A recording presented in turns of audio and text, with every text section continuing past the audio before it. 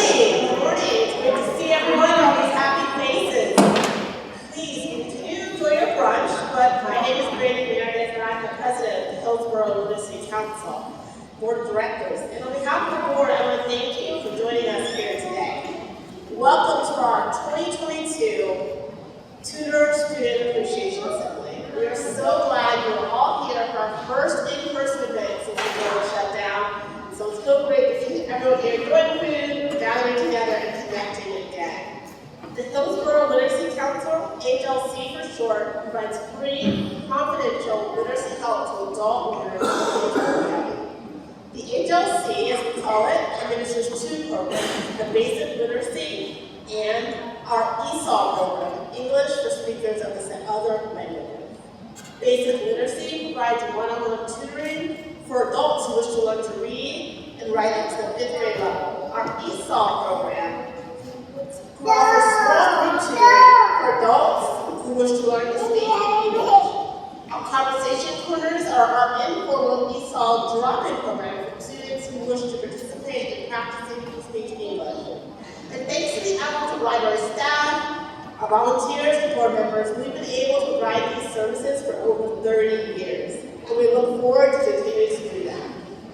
I'd like to give a special thank you to our guest speaker, Janet Richardson, a professor of literacy and qualitative research at the University of South Florida. And I also want to thank, go ahead. And I'd also like to thank the director of the Tampa Hillsborough County Public Library, Andrew Bradenbaugh, who over from the library is so generous with their facilities, and he always comes out to support us year after year, virtually or in person, so we're so grateful to have you. And this year, our MC is one of our own, a special person we all know and love, Eric Hughes. Come on up, Eric. He was our literacy coordinator. He's our literacy coordinator, and we've spoken to him over the phone, but may not know his face for many, many years, and now he's joined us on the board, and we're so delighted to support him through our program. So now I'm going to turn over to Hank Briggs to Eric for our program. Thank you.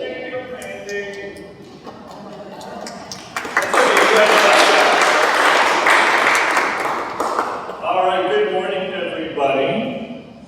My name is Eric Hughes again. Come on in, guys.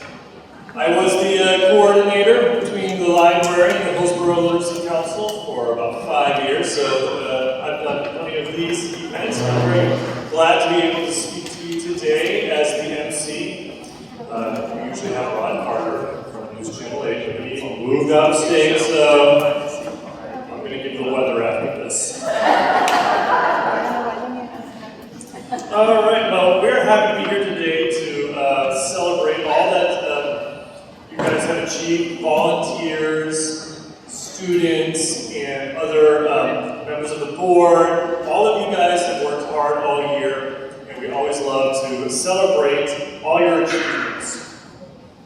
Over the years, adults in Hillsborough County have learned skills that have allowed them to turn a page in their lives and provide a brighter future for themselves and their families. Today, we will proudly recognize the hard work, dedication, and accomplishments of the students and their tutors. So that is very exciting. And as Brandy mentioned, the Hillsborough Literacy Council did start as a library program back in 1986. A lady moved from up north down here, relocated to Tampa, and she had been working as a literacy volunteer up there, so decided she would get that program running here. And I, over my time as a literacy coordinator, I've met with all the leaders of all the programs, literacy programs in the state, and we're very lucky that we have the library because they provide us with space and with staff, so we don't have to do all the fundraising and hustling that a lot of programs do. So we're very grateful for that. And in fact, that's why I would like to introduce Andrew Bradenbaugh, who has been with the library since 1997 and has held a variety of positions throughout his tenure. He has been the director of the Tampa Hillsborough County Public Library since 2015. Andrew's goal is to continually reaffirm the importance of public libraries in our community because literacy and access to information improve the quality of life, and are the foundations of participation in government and society. So, Mr. Braden Law, would you like to come up and speak for a few moments?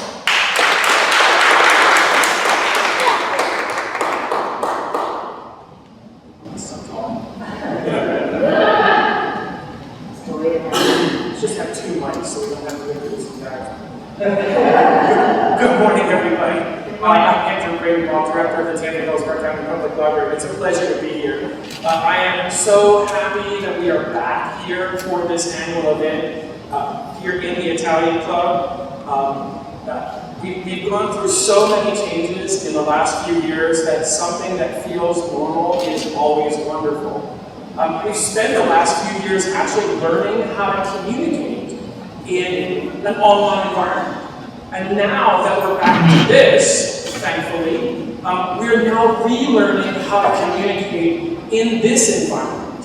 And it's, I know that both environments have their plus and have their minus, but I have to tell you, this is where it's at. And for folks that are learning languages, this interpersonal space where you can pick up on visual cues, facial gestures, body gestures, which are all part of communication, are just so important. And like an event like this, where we come together to celebrate our accomplishments for the year, you can feel an energy and excitement in the room that you unfortunately just don't quite get in Zoom, no matter how many people hit that little clapping thing. You know, the Hillsborough Literacy Council is a community that works in both the virtual space and the physical space over the past few years. And while it's in this recovery mode, has been able to do its programming in both spaces, so extending the abilities of the crew. And I have to tell you, we're coming out much more strong for it to be able to do the same program in a way that meets so many different people's needs. There's nothing more powerful than a group of people coming together around the spoken and written word. So that's one of the reasons why we spend a lot of time celebrating this. First, I'd like to thank all the volunteers who give their time to help unite this community. By giving the gift of your time and helping others to learn speaking and reading of English, it really is the foundation of what it means to reconnect. That's what we're doing now in our lives. To those of you who are learning, who are developing and improving your reading and language skills, you're going to bring a new strength to this community through your participation and interaction. So kudos and keep on that path. I look forward to standing with Hillsborough Literacy Council in its continuing work over the next, well, we're going to say century. I won't be standing that long, but so we look forward to standing with the Hillsborough Literacy Council over the next century.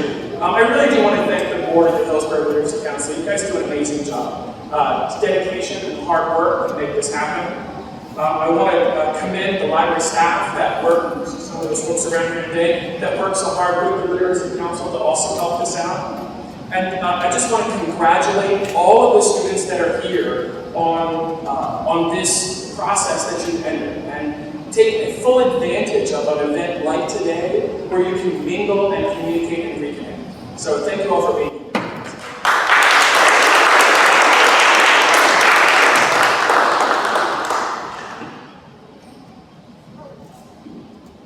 All right, thank you, Mr. Bradenbaugh. And he was just talking about the library staff that helped to make the Hillsborough Literacy Council's activities possible for the library. I would like to just take a moment to highlight and point out some of those folks for you. So if I call your name, you're already standing, but just give a wave so everyone can see who you are. First of all, we would like to say thank you to Cheryl Wolf, who I think might be outside directing traffic. Cheryl is the manager of library learning experiences. Also, I would like to thank Giselle Swastegi right here, the literacy assistant. The literacy assistant has a great position. All of our tutors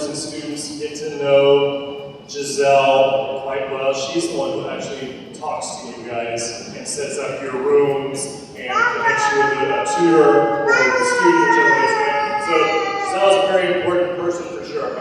I also would like to take this opportunity to go ahead and say thank you to Lisa back here, who is having this talk. And don't embarrass him too much, but also Corey back there. He's on our social media and website for pictures from today. All right, are you guys excited? Yes. Feel the energy in here? Me too. All right. It's like we crack open that new book, right? Now I would like to introduce our guest speaker today, Dr. Janet Richards. We've heard so much about her presentation. We're excited. Dr. Richards is a former first grade teacher, received a master's degree in guidance and counseling from Tulane University, and a PhD in elementary education with a concentration in literacy from the University of New Orleans. She is a professor of literacy and qualitative research and serves as faculty in interdisciplinary doctoral studies at the University of South Florida. Her 18th book, authored with colleagues from Nova Southeastern University and the University of Central Florida, is entitled Engaging Students in Socially Constructed Qualitative Research Pedagogies. A little light reading. It's a page turner. I've read it. Her research has been published in many national and international journals, and she is listed in the 2022 Marquee Who's Who in American Publications Board. She was selected and served as a USA Volunteer Scholar many times in Pakistan, Azerbaijan, Hungary, Romania, Estonia, and in jungle camps between Myanmar and Thailand, which is where we met.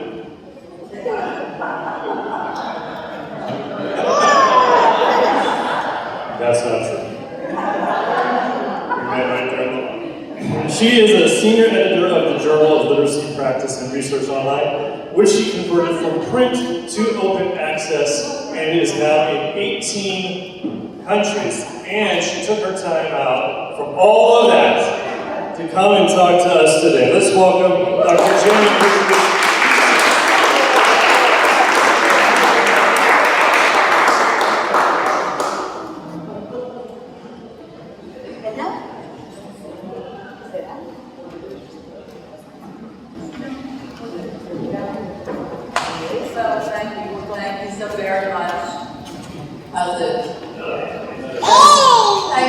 Thanks for having me. I've been in a lot of places and worked in a lot of places. I also lived and worked in Panama and which wasn't anything like the jungles between Myanmar and Thailand.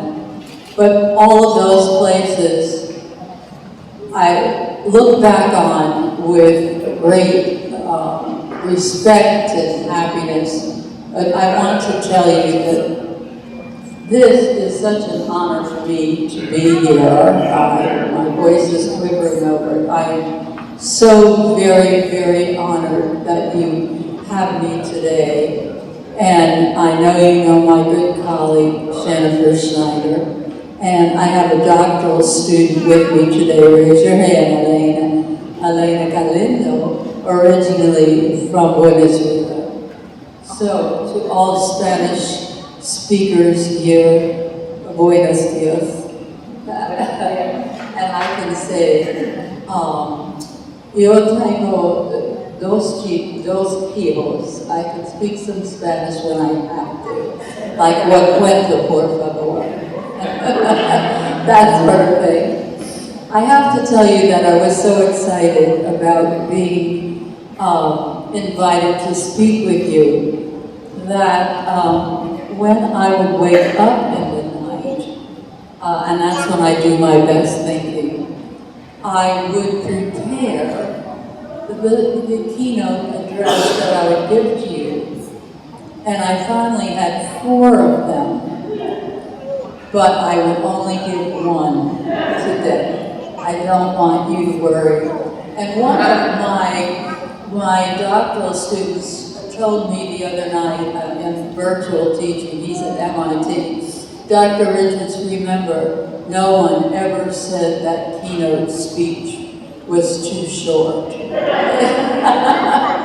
So don't worry about that. I did kind of title this talk because I'm a qualitative researcher and I like to get things into themes. And this is what I put down. Graduation, not the end, but the beginning. And I remember back when I received my PhD and I defended my dissertation. That very afternoon, I took my 2 big laboratories on the levee in New Orleans for a run, and this very sad Peggy Lee song. I don't know if you ever remember Peggy Lee. She had this deep voice like this, and she used to sing, "Is that all there is?" And I was so despondent, thinking that I had ended something. And even one of my colleagues had to go to the psychiatrist for a few sessions because he too had achieved his PhD, and then what were we going to do next? And I have to tell you, people who are graduating today, this is only the beginning. It is the end of something, but it's a big start for you.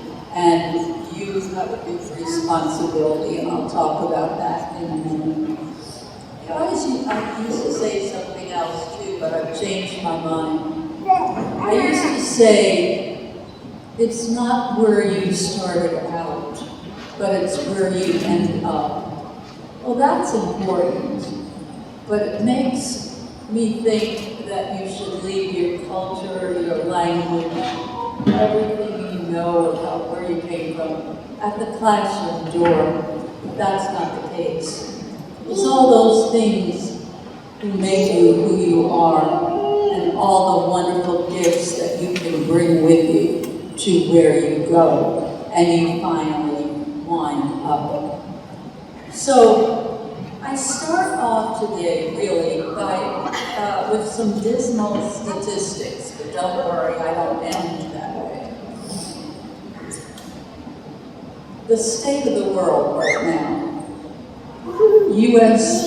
and Trump files a lot of things right now back and forth.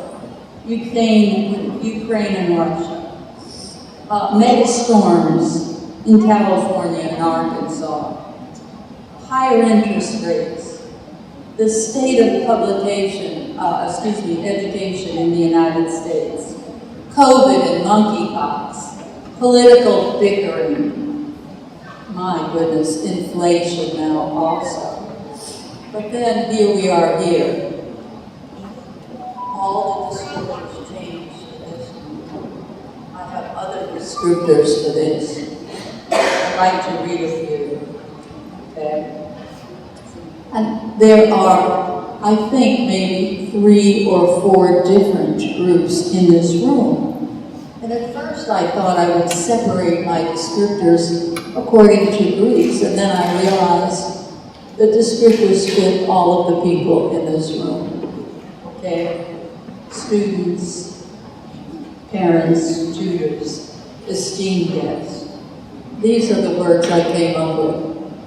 Motivated. Sense of agency, meaning you have a feeling and you know your perception is that what you do will make a difference for others and in your life. Looking at the young kids now, I'll remember who you are. I'll find out. Hope, belief, accomplishments, dedication, more. Achievement, empowerment, support, and more. All of these words apply to all of you in this room. And that's what I think is so very exciting.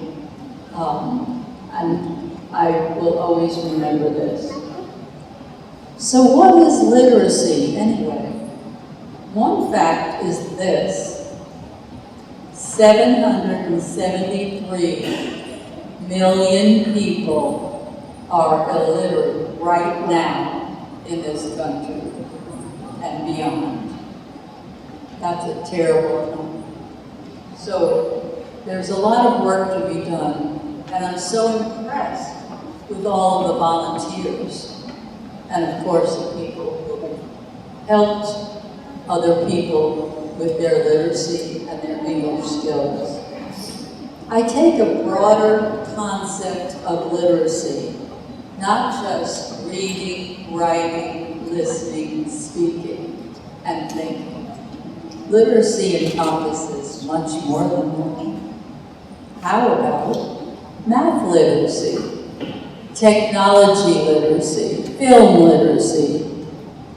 And here's a good one for me, because I'm not a fast food person. Menu and ordering at McDonald's literacy. The first time I went into McDonald's, I didn't know how to order. That's literacy, right? Car repair literacy, looking at television literacy, etc., and etc. We are literate people in many, many different ways. One important way is reading, writing, listening, and speaking and thinking. And those people are the people in the center. Researcher from India, Spivak, we were talking about her last night, talks about people in the margins and people in the center. And people here today are in the center. And I congratulate you for that. Okay, literacy can bring you information, but it also brings you fun, enjoyment, excitement, fiction. You can read fiction, be just transported away to wherever you wish you could be. And then there's content literacy, learning, and helping others learn. So all of you here in this room have recognized the power of literacy. So what does graduating from a program like this mean to all of us here? It's a responsibility. It's a big responsibility to help others become literate, to continue your own literacy, development, achievement, and growth, to give back to those who helped you so much, to build your own literacy skills further, and to know, again, I'll say it, that graduation does not mean the ending of something. It's the beginning of something. And you'll find that out as you go along in life. It's not where you begin, but it's where you end up. But never give up the part of you where you started out. So that's my message for you today. I want to invite all of you to publish. I know everyone has already published in this fantastic journal. I'm the editor of Literacy Practice and Research Online. I converted it from print to virtual. It's now in 19 countries and it's only in the 5th issue, the 5th edition. And I know some of these people, not personally, but I know how they seek to try to figure out what's out there in the world and what they can learn. They don't have computers of their own. They have to go to a special office and borrow a computer. So I'd like to invite all of you here, parents, visitors, students, tutors, to write. And I will help you publish in the journal. And we will have a special issue. And people will read about this all over the world. And guess what? Then maybe they will start such a group. And I wonder what could happen from this. This could take off and be a wonderful and wonderful event. So I want to thank all of you very much for asking me to speak with you today. And I would also ask you to keep in touch with me through Jennifer Schneider.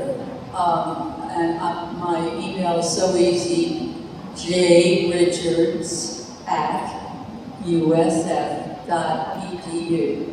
So thank you very, very much for asking me to be your keynote speaker. And all the best to you. And I will think of you all the time.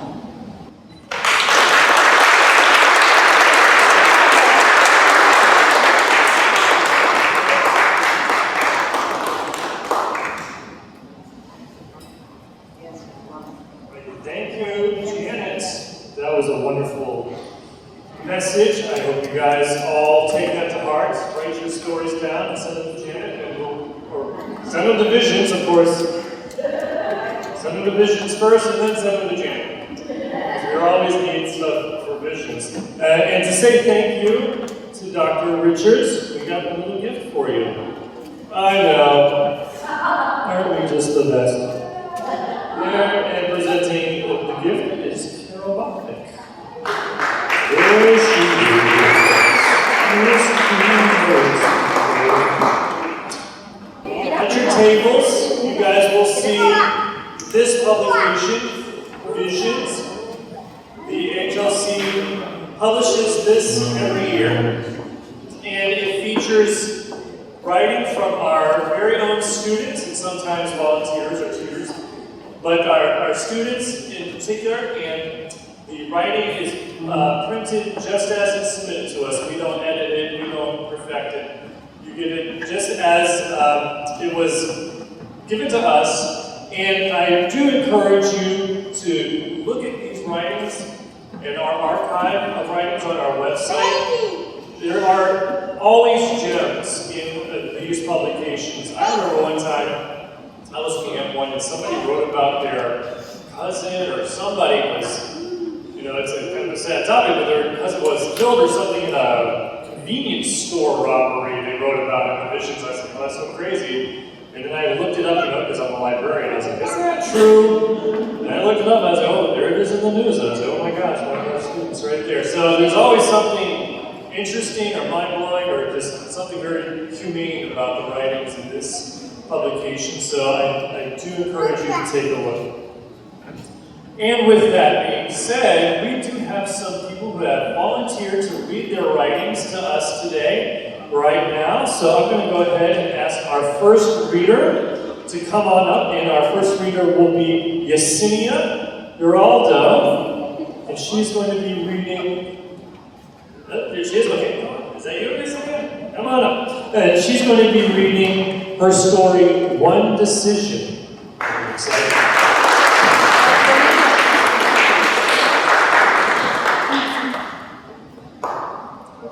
Hi everybody.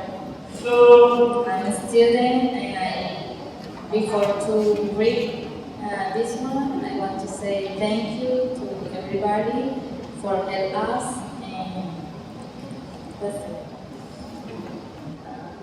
One decision. One day, a woman who recently arrived in the United States decides to walk around and look for a job. She walks and visits some restaurants that are near, but no one of them are hiring people for work.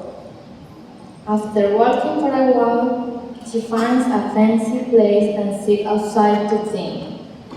She thinks that in that place they won't give her a job.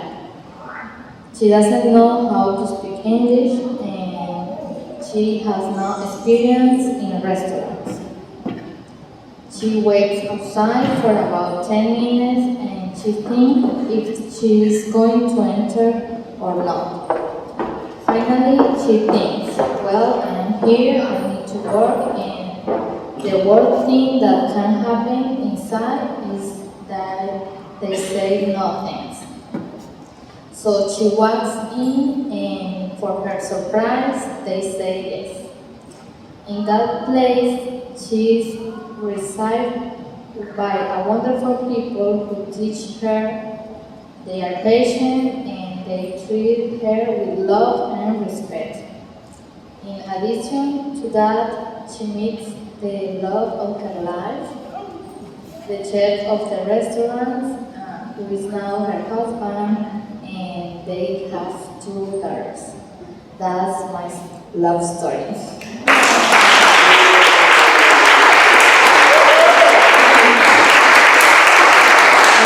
Thank you, the all volunteers for help us, and thanks to my teacher, Frances, to be patient and always stay with us. Thank you.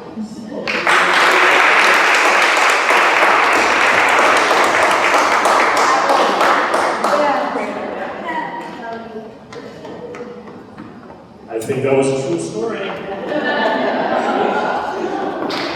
Based on a true story. Thank you so much, Yesenia. That was the perfect example of the kind of stories that we publish every year in Visions. People talking about their own experiences coming to the United States or learning to read and expanding their horizons. So much inspiration in here. Thank you so much, Yesenia. And we do have another reader, the only guy who's probably into more of these than me. Yeah, he knows what I'm talking about. Eric Calise over here, he's going to come up and read from his submission to Visions.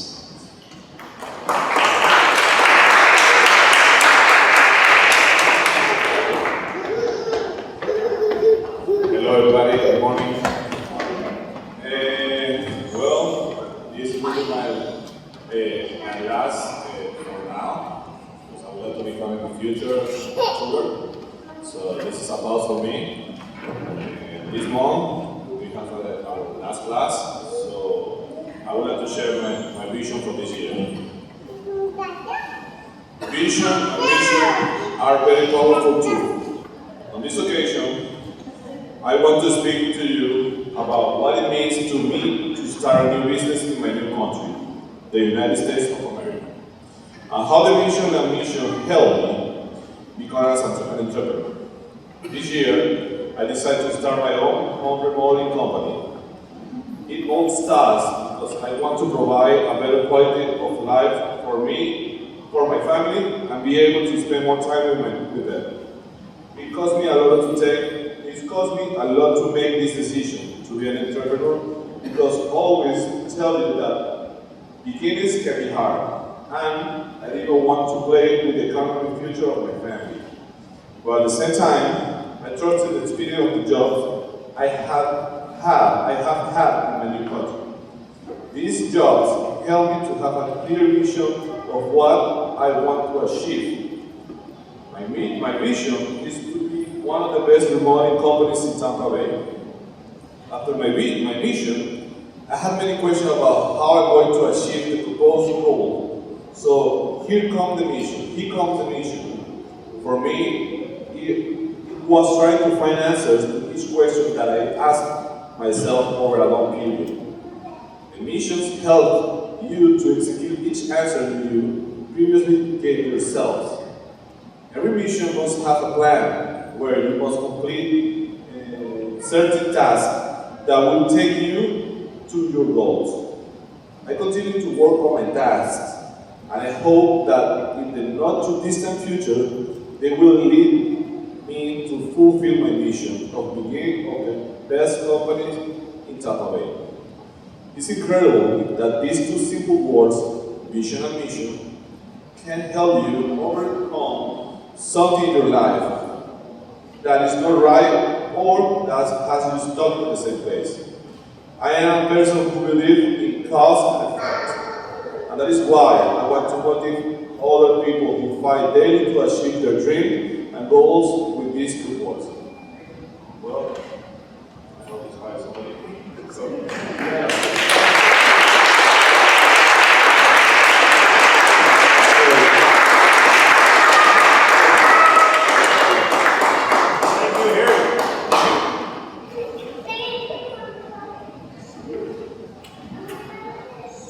Also able to help Harry at the ECC, the Entrepreneur Collaborative Center, with the county provides free business help, by the way, if you're starting your own business. They have free classes and stuff right over here on 22nd Street. This is a free plug for the county, the Entrepreneur Collaborative Center. So you can drop the area there as well. All right, but the fun doesn't stop here. We have one more reader coming up today, and her name is Flor Guzman. Flor, there she is. Come on over here and read your story.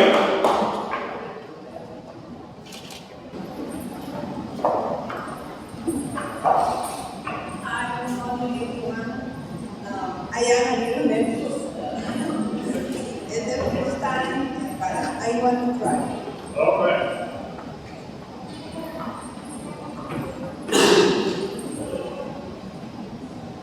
Last week, we were preparing for a trip with destination to North Carolina. We were going to visit my husband's family. My children are in summer vacation, and in my work is annual vacation after 2 weeks. We don't have a tradition for travel in the summer, but I like it. It is a good idea to make a list for the items that I need. I packed my belongings in the suitcase and the children packed too. I keep my critical document with me. The organization is important because everything is more easily found. I learned that. My husband drove all night. We stopped in South Carolina for a visit my uncle. We had a very good time. The children played with their cousins. They went shopping. The children swam in the river. We went to a water park. They watched the movie and played volleyball, basketball, and table games. When we drove back home, we saw a lot of beautiful landscapes. We played a game session for license plate. We found Alabama, New York, Georgia, and Florida too. Now I am thinking we do that every summer. It is fun.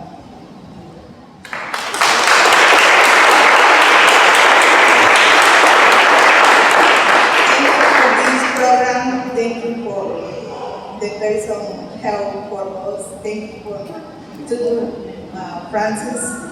Thank you.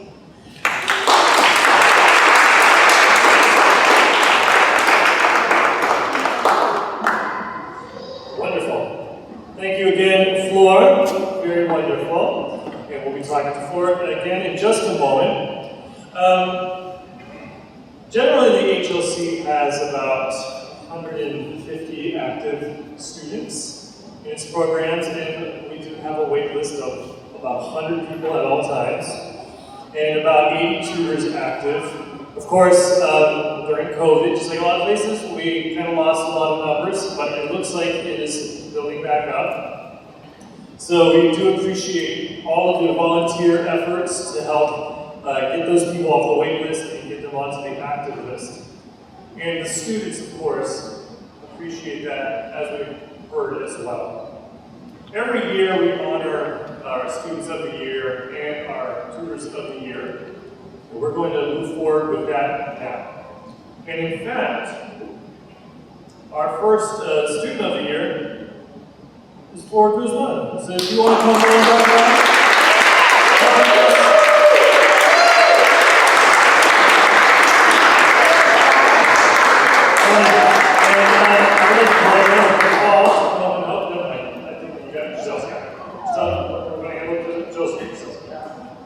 All right, there you go. There's a gift for you, Flor. And she's receiving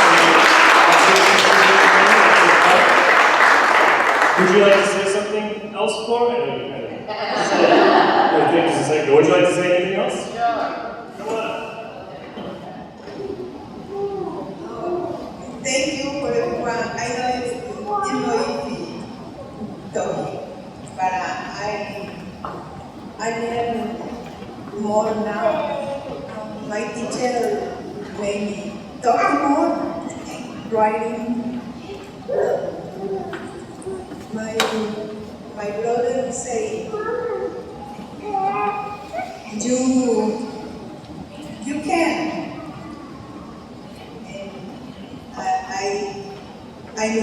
I know I need more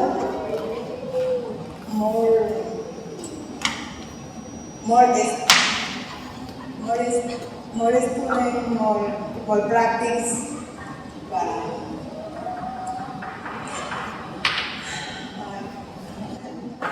thank you.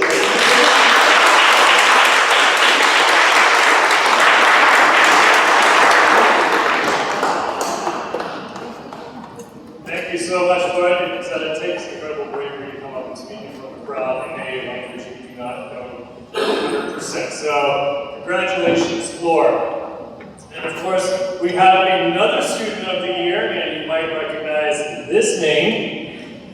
It is Yesenia Geraldo.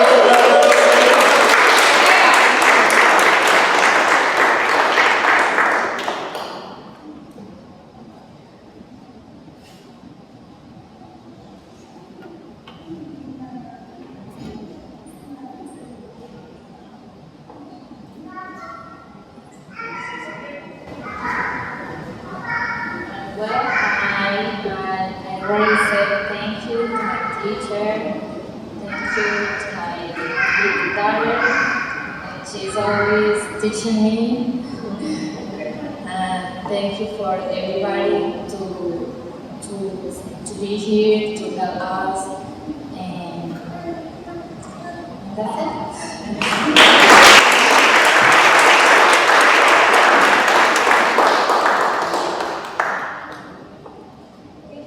Congratulations, Yesenia.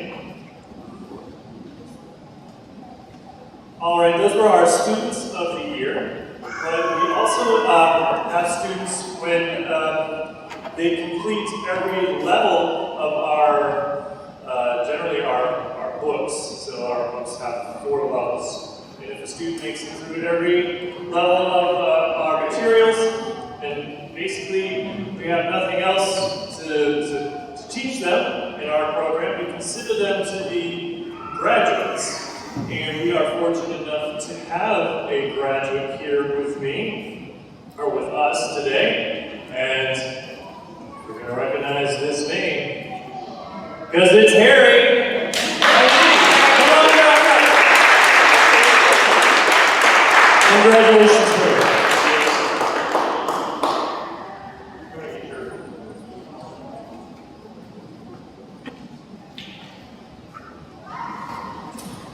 Well, for me it's an honor to be here because it's like something important in my life. And when I came in here, I have a lot of doubts and stuff. I don't have any clue how to work my life in here. So I just one day stopped at the library, and the library gave me all the resources. Like library is magic. It's like a big fountain. So you can imagine what you can find in the library.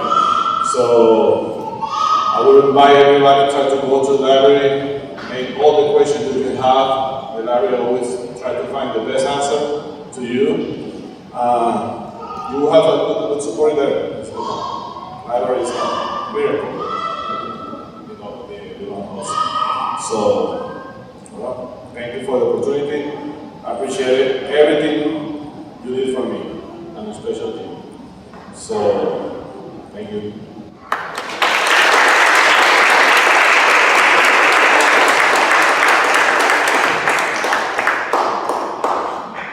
It's not going to sing without you, Harry. I think this is going to join the board next. You should.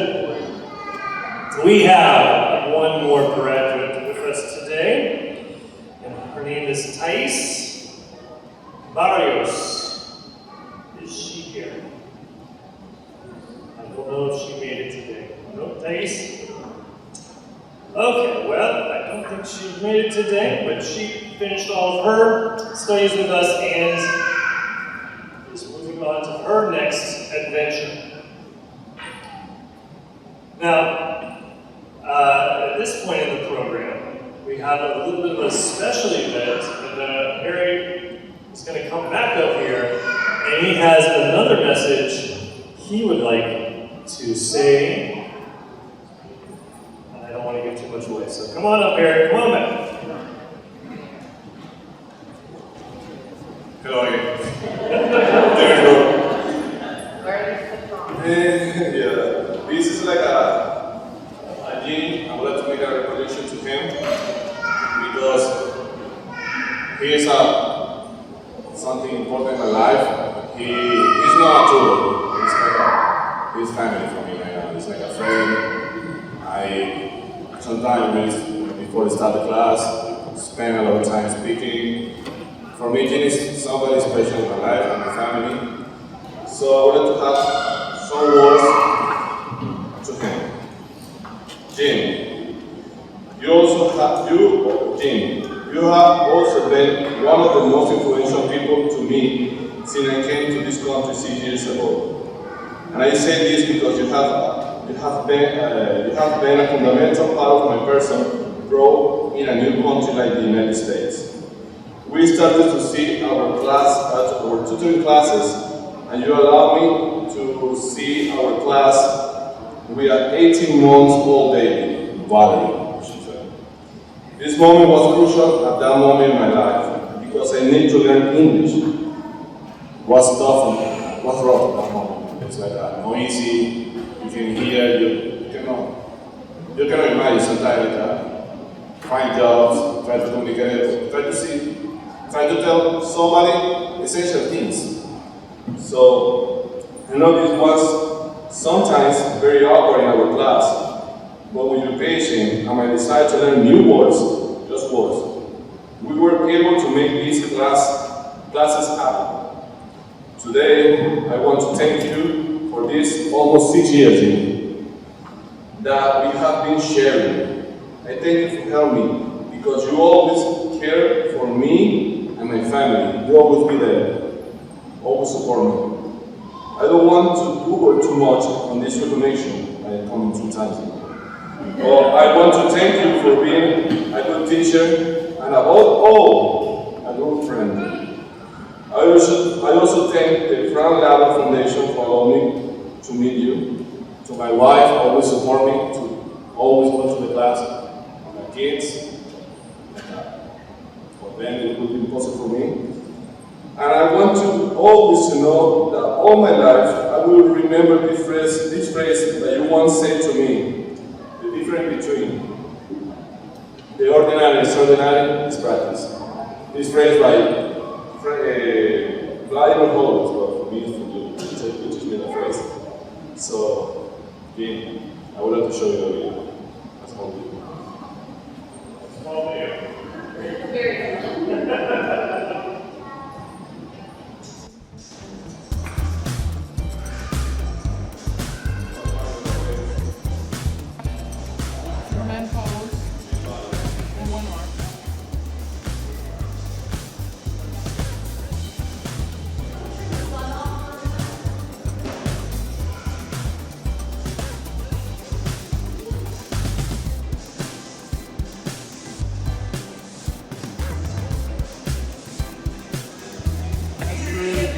Échale diente, échale diente. Chumba Agua.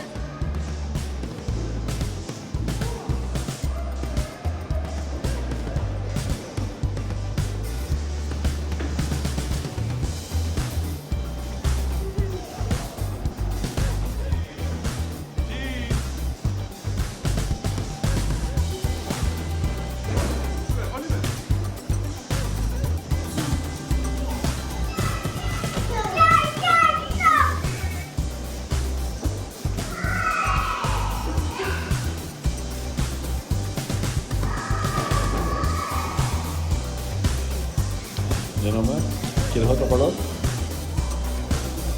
You have another color? Thank you all the tutors. Thank you, Ybor. Thank you. I would like to be going in the future. I'll see you later. Thank you, Gary. And now we would like to offer your tutor an opportunity to speak. I believe he has some words. If he can muster it, he might need a few moments. Harry's tutor is Jim Alcorn, who is last year's Sylvia Miller Award recipient, as a matter of fact. And we're going to have Sylvia Miller Award again later, but we have an alumni of the award right here who would like to say a few things. Are you ready, Jim? All right. Okay, come on, Jim.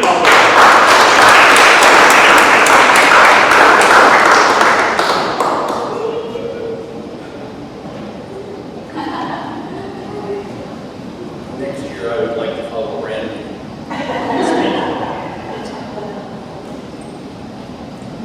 Flora said it's not easy to speak in front of people. She told the truth. Dr. Richards, I apologize. I appreciate that no one ever said keynote speeches were too short. Don't think I can do that today. All right? I've tried really hard to do this. Harry's literacy journey is one of those things that's like a puzzle. There's so many things that have been interconnected in this, even things you wouldn't necessarily imagine. So where did all this start?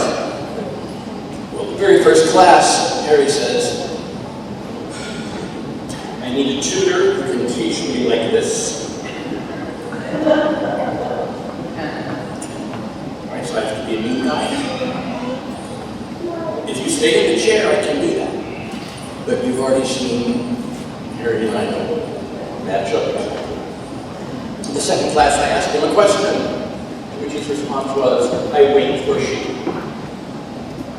This means my wife will pick me up after class. Thought real quick, maybe we need a little extra help. And there are people throughout this process that have helped us. It's probably best to take some time to thank them. The first person is Audrey, Harry's wife, who's allowed him to come to class since February of 2017. There's folks at the Literacy Council offices, literally everyone, past and present, who have helped us in some way, with some resource, whether it's flashcards, something we've never heard of before, not a one didn't help. We'll just take a quick shout out to Eric, because he wrote some blog posts that include some information about resources. The Oxford Bookworms reading level tests. And of course he wrote about flashcards too. Harry loves those Oxford tests. He likes to be challenged. He doesn't so much like flashcards anymore. Though he does want them for his daughter for some reason. Not sure why. Part of this journey began with a lady named Diane Gray, who's not here this morning. And the short version of what she said was, yeah, you've got the law materials, but it's about reading. I learned from one of my students in the past, it might be a good idea to read an actual book in the class. Harry's read 42 books in the class. 10 of those books are 5th grade level books. Why is that important? Because I've sat here every year or a while and heard that the Literacy Council goal is to read at the 5th grade level. 10 books, 5th grade level, pretty good, you pass. At least I can feel confident that he's met the goal. We've kept our word to him. And good luck. But that wouldn't have happened if it wasn't for a lady named Teresa Collins, who works at the Joint Library. Now she's moved on to a different part of the library these days. But she sat down and she showed me how you can find the library's catalog, Lexile stores for books. And if you can't find them there, one other library resource, where you can find it. She walked me next door and said, "This is the Muller Library. This is the librarian who color-coded every book in this library by reading them. Just go in, read the chart, pick your color, and take books." And Harry got to choose most of his books. Lucky fellow. But they came from that library. And if that librarian hadn't done that work, and if Teresa hadn't pointed it out, never would have had that resource, and never would have really had the ability to feel comfortable to say, "Harry didn't read enough of this great book." Lastly, thanks to the Hillsborough County Library.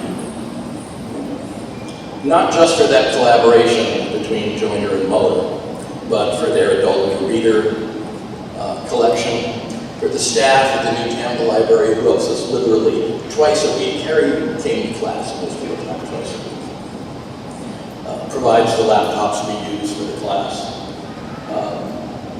But most importantly, they provide those mobile hotspots that you can check out.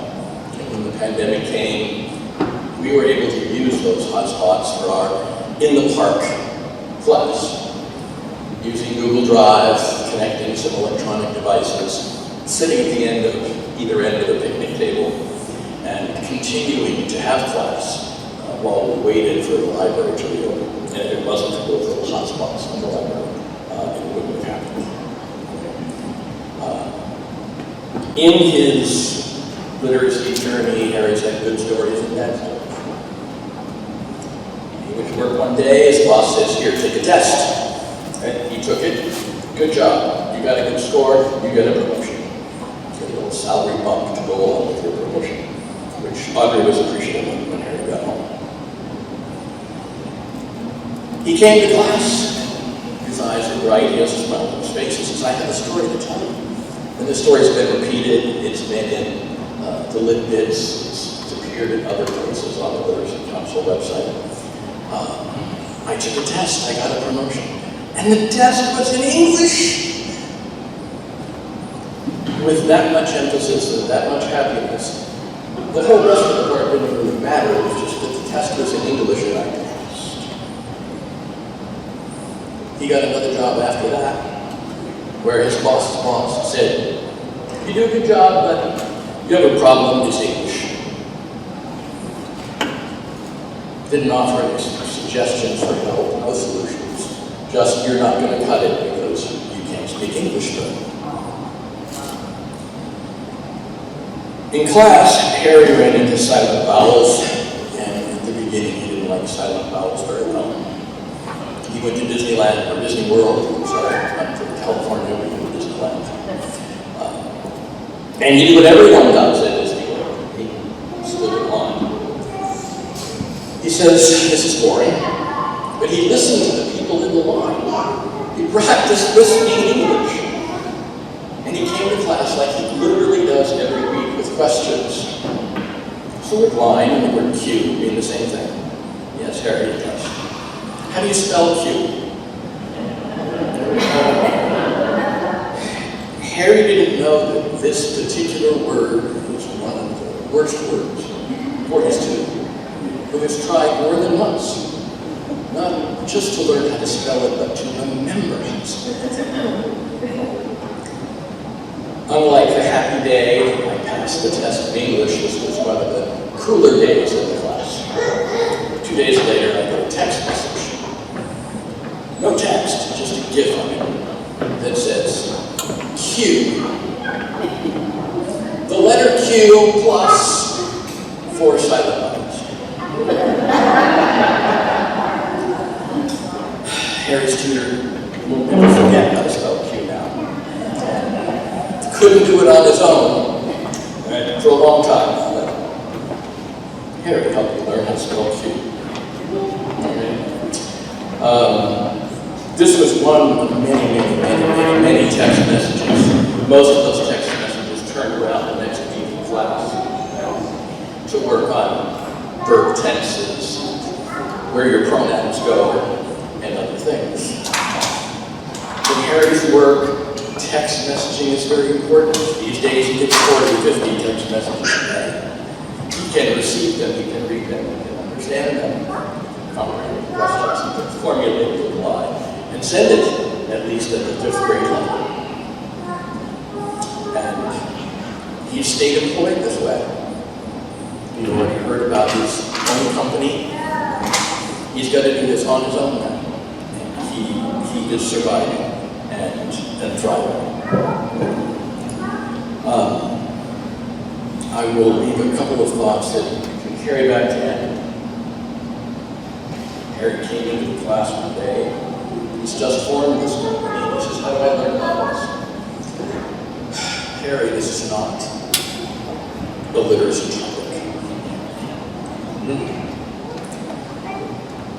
But you can go to the library's website, click on Learning and Resources, click on LinkedIn Learning, enter your library card number, and you can take LinkedIn courses free. See that search bar? Put in whatever you're looking for. Harry did. He studied it for 4 or 5 minutes, clicked around, looked up, and he said, all this time, I've been wasting my time on podcasts.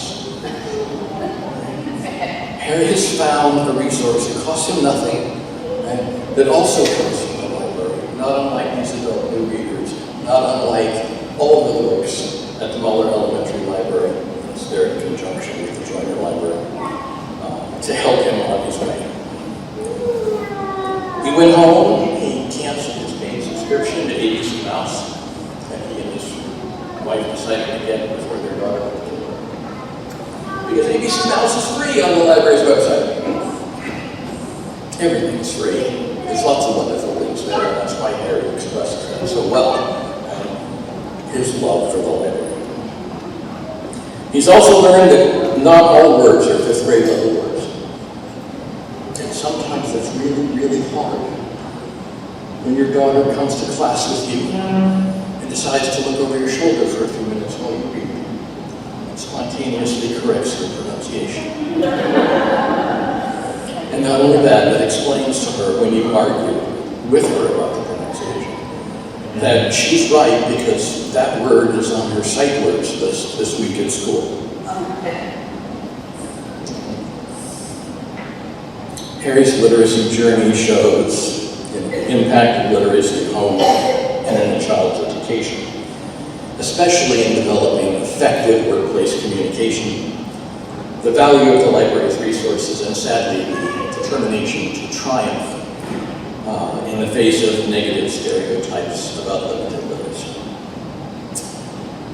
When we started, Harry and Audrey lived in an apartment with their literally infant child, where we finished Valerie's in 1st grade. She's been joined by her 3-year-old brother, Oliver, that you've seen a few times today. Right? And because of these different jobs that started out as a groundskeeper, that moved on to be a maintenance man in an apartment complex, to project manager jobs before opening his own company, each one of those with that little bump in salary that Audrey's very happy to hear about. Harry and his family have been able to live a little part of their American dream. Last year, they bought a home of their own and moved out of it. Harry can very effectively communicate in the workplace, provided opportunities for him that I am very happy for him, for his family, that they've been able to achieve this. He's got literacy skills sufficient to function in business in the United States in English. Congratulations, my friend.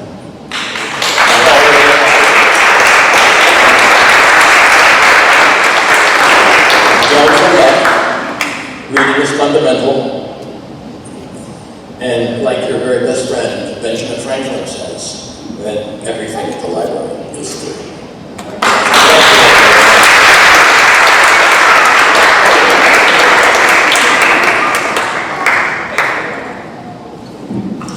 Congratulations, Harry and Jim. And I think, yes, we're going to hire Jim to travel around the county and go to all of the county commissioner meetings and talk about the library and the literacy council. Just give that same speech. And, know, we do try to collect that kind of information every month from our tutors. They submit their monthly reports, not just of their hours, but there's a part where you put in what has your student achieved this month. Got a driver's license, spoke to their child's teacher. All that kind of stuff is important, and we love to hear it. This is why, because this is what really shows us the fruits of your labor. And you know, we had a former board member who used to say he joined the Literacy Council because he wanted to see results of what he was doing right in front of him. So thank you guys so much for sharing your story. And there are many more stories like that out there that we're not hearing, but they are there. Learning English is essential to surviving and thriving in our community. As you have heard, the agency offers both small group and group tutoring, and English practice with conversation corners to help students gain fluency in English. This year alone, numerous new English language learners have sought help from the HLC. It is now time to present the ESOL Tutor of the Year Award. This year's ESOL Tutor of the Year is Sarain Zahor. Now, Sarain has actually moved away from the area. She is in graduate school up in Washington, D.C. She does still meet with her student online, though, and is continuing on, so that is excellent. And she was able to make a video for us to watch now. So we're going to go ahead and play the video of Sarain Zahor, this year's ESOL Tutor of the Year.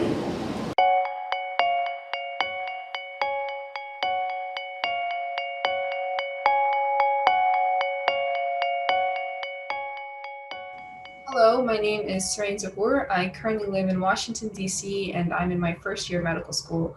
I'm very sorry that I couldn't be there with you in person, but I hope to say a few things about my experiences volunteering with the Hillsborough Literacy Council. So I first started volunteering with HLC way back in December of 2019. At the time, I was just a college student at the University of South Florida, and I had heard about this program tutoring adult ESL students. And it was something that really stood out to me personally, coming from an immigrant family myself.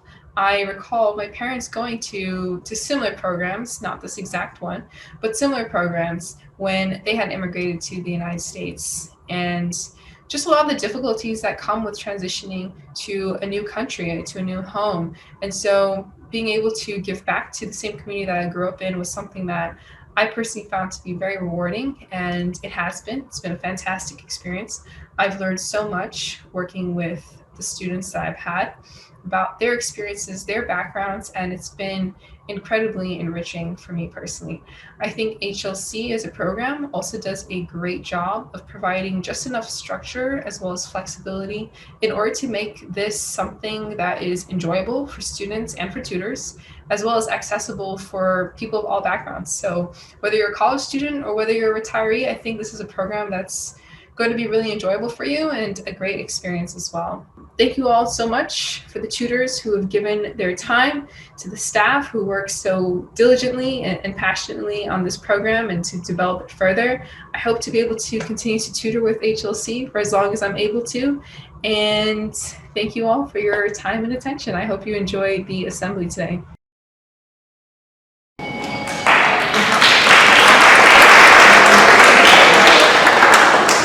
Maybe wondering how is someone nominated for this award? Well, Sarain was nominated by her own student, and as are all of the tutors of the year, it's student nominations. And then we will gather it all together, and the board votes on the final choice. So that's how that happens. The same thing for the students. Students are nominated by their tutors for student of the year. Choose the one from the submissions that the board votes on that. And our next award is chosen solely by the board. It is the Sylvia Miller Award for Outstanding Tutor. This award is given to a special tutor who has contributed contributed countless hours over the years. Sylvia Miller was a volunteer tutor who always gave much more than what was expected of her. She was a champion for the adult learner, logging over 1,500 volunteer hours in a 5-year period. In addition to being a literacy tutor, she served as an area representative. And back in the day, each part of the county had its own sub-region. And there was a director of that region, actually. And she was one of those. And she was a board member. Although Sylvia Miller passed away in October 2009, her legacy clearly lives on. Helping me present this award is HLC board member, Carol Hutt.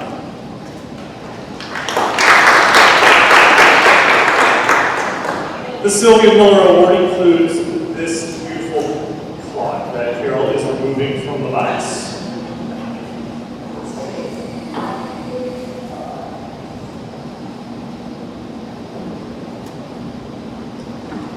There it is. And every person who receives this award also has their name added to the plaque that is located inside the entrance to the John F. Germany Library located downtown. So if you go in the main doors, there's a glass case on the right, and there are several literacy plaques. One of them is for Sylvia Miller Award recipients, where you can see Jim Alcorn's name. And now you'll be seeing a new person's name. And that new person's name, we are happy to say, is Bill Hunter.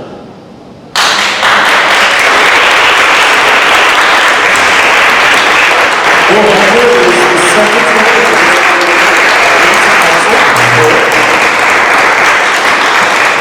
He has served in that position for many years, and I think we actually surprised him.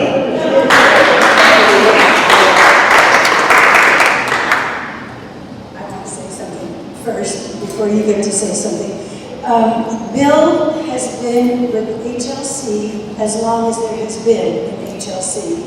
He started in 1986. Wow. He was a tutor, and he helped write the bylaws. I learned this yesterday. You didn't know, you were telling me, Father, for this speech.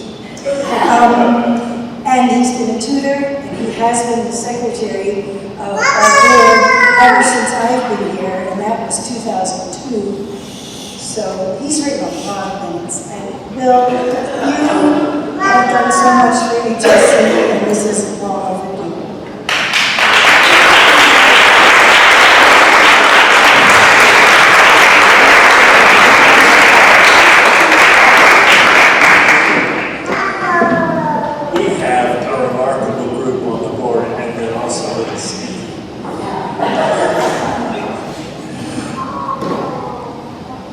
To know why people like me do what we do is listening to the stories today. To know that we made a difference. Like most of the people on our board, I was very fortunate. The first thing I remember that was really mine and not my parents was a library card. I can remember going to the library with my father, and I don't know how old I was, but I was holding his hand like this. So it was long ago. When I started with Hillsborough Literacy, I had this pie-in-the-sky idea, well, I was going to introduce people to the world of books, because I'm a reader. I read voraciously, but for many people it's not just enjoying a book, it's survival, as someone mentioned. Talking to a teacher, talking to your doctor, filling out forms, becoming a business person. It makes a big difference, and it feels very good for me to be part of that. And thank you all very much.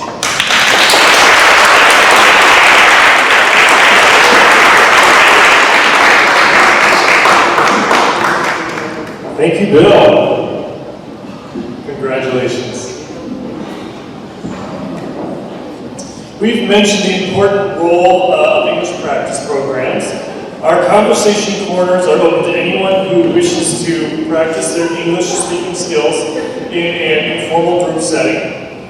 So as I used to, when I was training tutors, I'd always say, English practice, you don't have to make lessons, it's just an opportunity for people to practice. And they are very beneficial to a lot of people. They don't have to be matched, so it allows people on our wait list to be able to participate in a program even before they get assigned to a tutor. During the COVID time, our conversation corners went virtual, and they have been very successful online, but they have returned to in-person starting this month, as a matter of fact, after a few years of being out of the library. So we would like to take this moment to recognize our Conversation Corner organizers. And if any of you happen to be here today, please stand up and while I call your names. First one is Laura Madera, Carol Bachnick, Charity Hall, Francis Fernandez,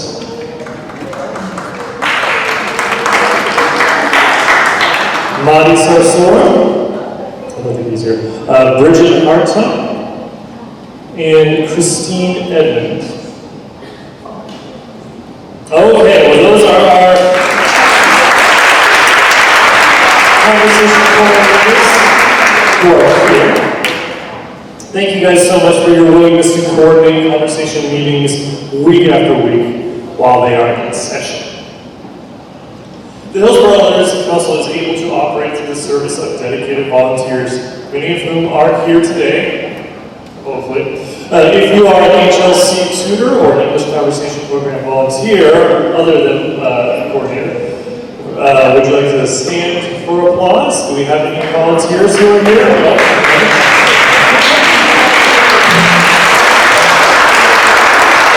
Yes, thank you so much.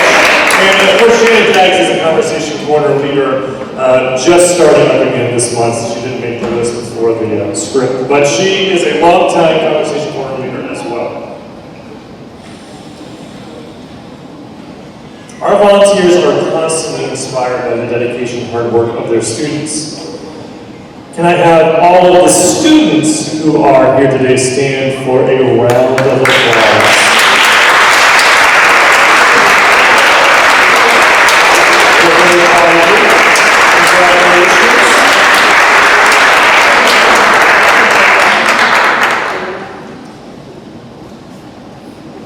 And thank you to the Hillsborough Literacy Council once again for allowing me to be your MC this year. I hope I did a good job. Thank you. I can see why it's wise to get a third party to be the MC, because I almost cracked up and started crying up here in the middle of trying to talk. It's a little bit challenging. But thank you so much for allowing me to be the MC this year. And at this point, I'm going to turn things back over to HLC President Brandy Meredith.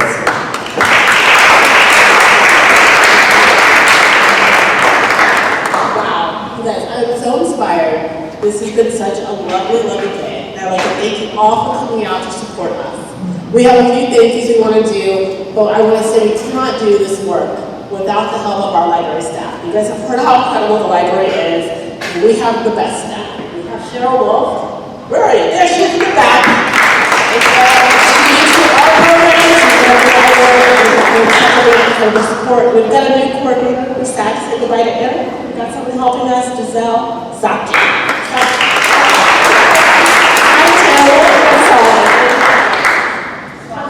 Swastegi. And we have two gifts for you both. We have flowers for you, Carol. Can you pass them to Swati? Thank you so much for all that you've done for us so far. We are looking forward to working with you guys for a very long time. Sincerely,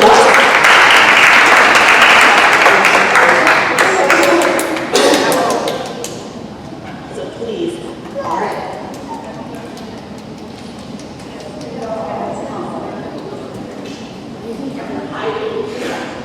We have other library staff members here as well, so thank you guys all for your help and all that you do. The library is such an incredible support to us and to all our students. So we'd also like to thank the library advisors, the Literacy Council office staff, and our many generous donors for all they do to make us a success. Special thanks to the Mosaic Company and the new Tampa Rotary Club this event would not have been possible without their support, and they support us throughout the year as well. I would also like to thank the board members. Some are not present here today, but they do a lot to make sure this is possible. We have our Vice President, Jennifer Schneider, here in the right on the stand. Ybor, our treasurer, he's not here today, but he covers all the money and makes this possible. Bill, who does a mega number, our secretary. Paul Rockman, the board member of the conversation board. Paul Supplement, who's been with me all the others in contact board years. Paul Rockman, Joanne Cheshire, and now Eric Keith.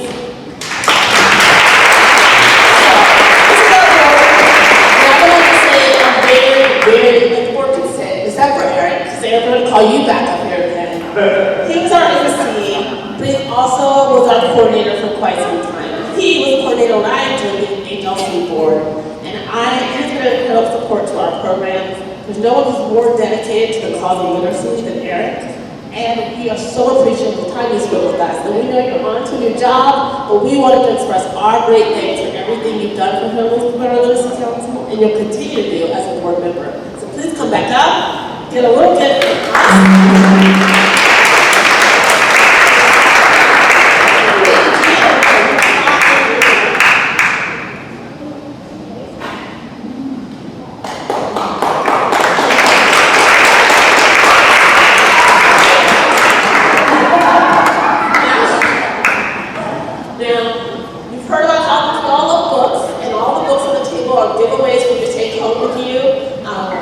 Some in the back, so feel free to take a book, enjoy the rest of the snacks, and thank you again for everyone so much for being here today. We're so inspired by the work that you do as tutors and students, and we just so appreciate you. Enjoy the rest of your day.